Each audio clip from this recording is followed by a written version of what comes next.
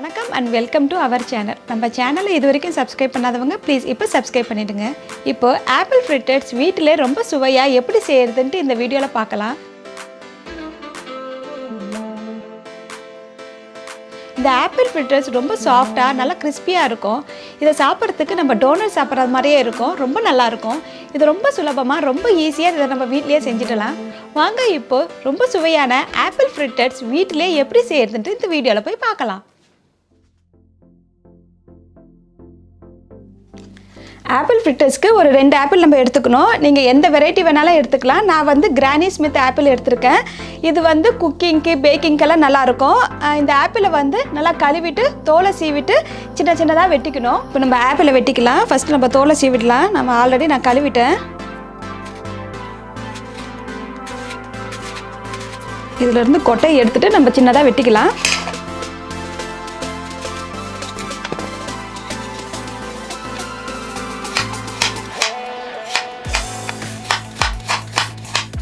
இதுக்கு நீங்கள் red colour apple எந்த கலர் ஆப்பிள் வேணாலும் நீங்கள் எடுத்துக்கலாம். இந்த அளவுக்கு நீங்கள் சின்ன சின்னதாக வெட்டி எல்லாத்தையும் எடுத்துக்கோங்க. ஆப்பிள் வந்து ஒரு கிண்ணத்தில் போட்டு அதில் வந்து 1 டேபிள் ஸ்பூன் எலுமிச்சை பழ ஜூஸை வந்து இதில் ஊற்றி கலக்கி வச்சுக்கலாம்.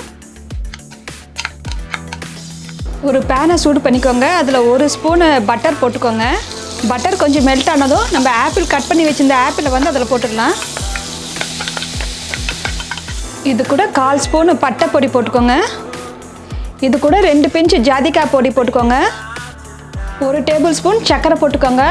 நீங்கள் ப்ரௌன் சர்க்கரை போட்டுக்கலாம், இல்லைனா வெள்ளை சர்க்கரையும் போட்டுக்கலாம், எது வேணாலும் போட்டுக்கலாம். இது கொஞ்சம் நேரம் வந்து வேகட்டும். கொஞ்சம் சர்க்கரையெல்லாம் மெல்ட் ஆகிற வரைக்கும் கொஞ்சம் நேரம் வேகட்டும். ஒரு 1/2 நிமிஷத்துலேருந்து 1 நிமிஷம் வரைக்கும் வேகட்டும். எனக்கு இப்போ ஒரு 1/2 நிமிஷம் ஆகிடுச்சு. சர்க்கரையெல்லாம் நல்லா மெல்ட் ஆகிடுச்சு. நான் ஒரு மீடியம் ஹீட்டில் வச்சு தான் நான் இதை வேக வச்சுருக்கேன். இது கூட வந்து 1/4 கப்பு ஆப்பிள் சைடர் ஊற்றிக்கோங்க. உங்ககிட்ட ஆப்பிள் சைடர் இல்லைனா ஆப்பிள் ஜூஸும் ஊற்றிக்கலாம். இல்லைனா நீங்கள் ஸ்பார்க்லிங் ஆப்பிள் சைடர்னு இருக்கும், அது ஊற்றினாலும் நல்லாயிருக்கும். ஸோ எது உங்ககிட்ட இருக்கோ அதை நீங்கள் ஊற்றிக்கோங்க. இது வந்து வீட்டில் செஞ்ச ஆப்பிள் சைடர் தான் நான் ஊற்றிக்கிறேன். இந்த ஆப்பிள் சைடர் எப்படி செய்யுதுன்ட்டு உங்களுக்கு முதல்ல ஒரு வீடியோவில் செஞ்சு காட்டியிருக்கேன். அந்த லிங்க்கு வந்து நான் டிஸ்கிரிப்ஷனில் போட்டிருக்கேன். பார்க்காதவங்க அதை பார்த்துக்கோங்க.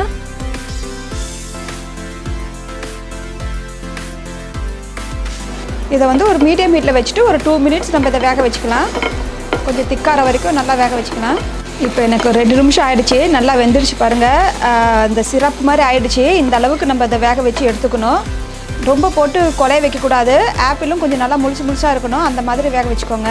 இப்போ ஆஃப் பண்ணிவிட்டு இதை கொஞ்சம் நம்ம ஆற வச்சுக்கலாம். ஒரு கிண்ணத்தில் 3/4 கப்பு மைதா மாவு எடுத்துக்கோங்க. அதில் 1/4 ஸ்பூனு பட்டை பொடி போட்டுக்கோங்க. 3 பிஞ்சு உப்பு போட்டுக்கோங்க. 1 ஸ்பூனு பேக்கிங் பவுடர். இதை வந்து லைட்டாக கலக்கிக்கோங்க. இந்த மாவை தனியாக எடுத்து வச்சுக்கணும். ஒரு முட்டையை கொஞ்சம் பெரிய கிண்ணத்தில் வந்து உடச்சி ஊற்றிக்கோங்க. அது கூட 2 டேபிள் ஸ்பூன் சர்க்கரை. முதல்ல சொன்ன மாதிரி தான், உங்ககிட்ட ப்ரௌன் சர்க்கரை இருந்தாலும் போட்டுக்கோங்க, இல்லைனா வெள்ளை சர்க்கரை இருந்தாலும் போட்டுக்கோங்க. இதை வந்து விஸ்கு வச்சு கொஞ்சம் நல்லா பீட் பண்ணிக்கோங்க. இதை வந்து ஒரு 1/2 நிமிஷத்துலேருந்து 1 நிமிஷம் வரைக்கும் நல்லா மிக்ஸ் ஆகிற வரைக்கும் நல்லா பீட் பண்ணிக்கோங்க. நல்லா பீட் ஆகிடுச்சு. இது கூட 1 டேபிள் ஸ்பூன் உருக்கின பட்டரு, 1 ஸ்பூன் வெனிலா எசன்ஸ். இதை வந்து ஜஸ்ட் லைட்டாக கலக்கிக்கோங்க. இது கூட நம்ம வேக வச்சு இந்த ஆப்பிளை வந்து இதில் போட்டுக்கலாம். நல்லா ஆறின அப்புறம் இதில் போடணும். நம்ம மாவெல்லாம் கலக்கி வச்சுருந்தோன்னா அதையும் இதில் போட்டுடலாம். கொஞ்சம் நல்லா கலக்கிக்கோங்க.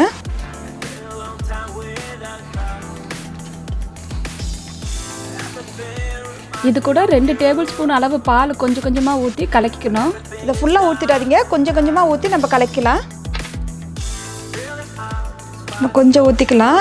ரொம்ப தண்ணியாகவும் இருக்கக்கூடாது, ரொம்ப திக்காகவும் இருக்கக்கூடாது. இந்த அளவுக்கு நீங்கள் கலக்கி எடுத்துக்கோங்க. ஸோ இதே சமயத்தில் நம்ம வந்து எண்ணெயை வந்து நல்லா காய வச்சுக்கலாம். இப்போ மாவு ரெடி ஆகிடுச்சு. இந்த பதத்துக்கு நீங்கள் கலக்கி எடுத்துக்கணும். ஒரு பாத்திரத்தில் எண்ணெய் ஊற்றி அதை மீடியம் ஹீட்டில் வச்சு காய வச்சுக்கோங்க. இப்போ எண்ணெய் நல்லா காஞ்சிடுச்சு. இதில் வந்து 1 கரண்டி மாவு எடுத்து அதில் போட்டுடலாம். கொஞ்சம் ஸ்ப்ரெட் பண்ணி விடுங்க, அப்போ நல்லாயிருக்கும்.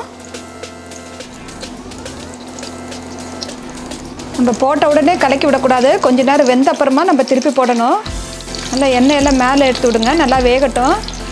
இரும்பு பாத்திரத்தில் நம்ம வறுத்தா நல்லா ஒரே மாதிரி ஈவனாக நல்லா கலராக வரும். அவங்கக்கிட்ட இரும்பு பாத்திரத்தில் இருந்தால் இரும்பு பாத்திரத்தில் வறுத்துக்கோங்க. ஒரு பக்கம் நல்லா வெந்துடுச்சு. இப்போ திருப்பி போடலாம்.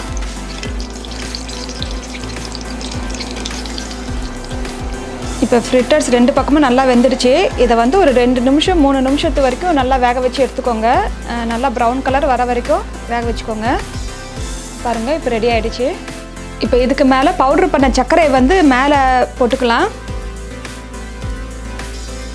இது உங்களுக்கு ஆப்ஷன் தான், வேணும்னா நீங்கள் போட்டுக்கோங்க, இல்லைனா விட்டுடலாம். இது பார்க்கவும் நல்லாயிருக்கும், கொஞ்சம் ஸ்வீட்டாகவும் இருக்கும். இதுக்கு மேலே இப்போ ஒன்று உங்களுக்கு பிச்சு காட்டுறேன். பாருங்கள், எப்படி நல்லா சாஃப்டாக இருக்குது. உள்ளே வந்து மேலே வந்து நல்லா கிறிஸ்பியாக இருக்குது.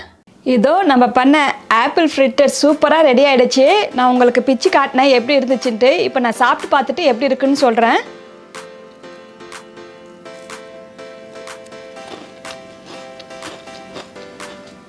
ரொம்ப நல்லா இருக்குங்க. மேலே நல்லா கிறிஸ்பியாக இருக்குது, உள்ளே நல்லா சாஃப்டாக இருக்குது, ஸ்வீட்டெல்லாம் கரெக்டாக இருக்குது. உங்களுக்கு இன்னும் கொஞ்சம் ஸ்வீட்டாக வேணும்னா இன்னும் கொஞ்சம் எக்ஸ்ட்ராவாக நீங்கள் சேர்த்துக்கோங்க. எனக்கு வந்து இந்த ஸ்வீட் கரெக்டாக இருக்குது. இதே மாதிரி நீங்களும் செஞ்சு பாருங்கள், உங்களுக்கும் ரொம்ப பிடிக்கும். உங்களுக்கு இந்த ரெசிபியில் ஏதாவது டவுட் இருந்தால் கமெண்ட்ஸ் பண்ணுங்கள், நான் ரிப்ளை பண்ணுறேன். தேங்க்யூ.